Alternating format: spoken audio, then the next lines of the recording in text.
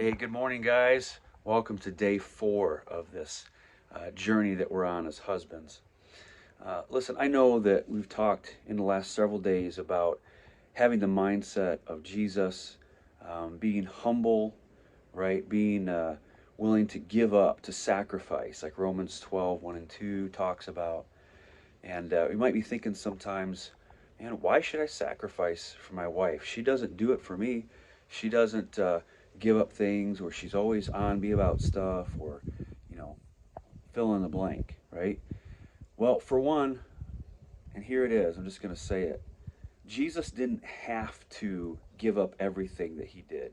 Jesus could have remained king, but instead he made the choice, the first move, to pursue his bride, the church, us, and step out of his throne room, become one of his creation, and die for us.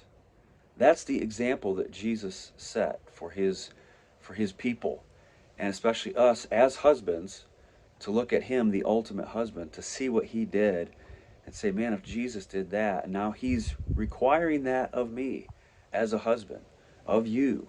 This isn't optional. It doesn't matter or rely on how our wives act.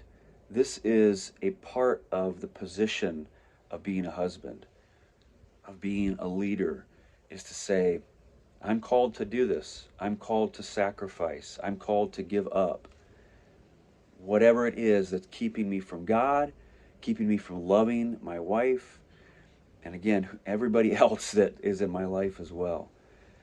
So that's the deal here, guys. This is not optional for us. But instead of looking at it as, oh man, this is something I have to do, no, this is actually a huge, huge privilege and honor to be husbands, to get to do this. That's not just a phrase we throw around. We actually are privileged because we can walk away from it. I mean, divorce happens, relationships are broken. We can choose to say, I don't want to do this. So it's really, will you accept the mission that God has given you? Will you accept the amazing responsibility, honor, and privilege that God has given to you as husbands, to sacrifice, to give up, to love your wives the way Jesus loves his church? We're going to talk more about that in Ephesians. But today I want you to think about, I want you to read James chapter 4, verses 1 through 6. Because we have to adopt, again, the mindset of Jesus, and we have to consider how God actually does this for us. That he's the one that renews our minds, right? That the more we step away from the things of this world and the more we step towards the things of God, this is where change begins to happen. And in chapter 4, verse 6 of James, it says that God resists the proud, but he gives grace generously to the humble.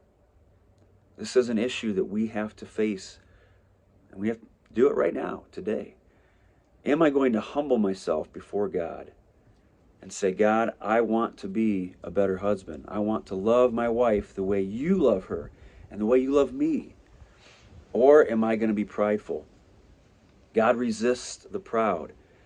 When we are prideful, it puts up a barrier, a wall between us and God, and we can shout and cry and all we want, but God is unable to help us because of our pride. I mean, we all struggle with it, but I'm talking a consistent, prideful heart and attitude to say, nope, I can do this the way I want to do this. Versus a humble heart which says, God, I need you. I don't know how to be a better husband. You know, I have some ideas and stuff, but really I want to know what you say, God. That's a humble heart. That's the heart of King David, who, even though he made mistakes, I mean, he murdered a guy, he committed adultery, he did all sorts of things, but he realized, when he realized he was wrong, he repented. He humbled himself before God and said, God, I am sorry. Please help me to do better. That's us, guys. Are we going to be like King David? Are we going to follow the example of the man and the husband, Jesus, and humble ourselves? Again, Jesus didn't have to do it, but he humbled himself, as Philippians 2 says, right? He humbled himself even to the point of death. Guys, today, will you humble yourself to the point of being a living sacrifice, humbling yourself before God and saying, I need you today, Lord? You can do it, guys. I know you can. Let's get after it, and let's be the husbands that God has designed us to be.